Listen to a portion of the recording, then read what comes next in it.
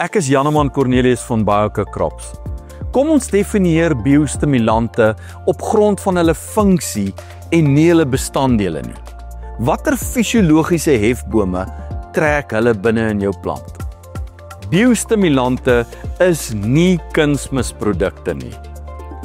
Amptelik stimuleer 'n biostimulant natuurlike biologiese prosesse binne in 'n plant. Dit is onafhanklik van die voedingsstofinhoud van hierdie komponente. Dink aan verbeterde wortelontwikkeling, beter toleransie tot die abiotiese stres, beter weerstand teen pes en pla. Die werksmetode van biostimulante is die sleutel. Teiken jy wortelontwikkeling, toleransie tot stres, nutriëntmobilisasie? Kom ons bespreek die wetenskap van biostimulante om jou gewas te optimaliseer.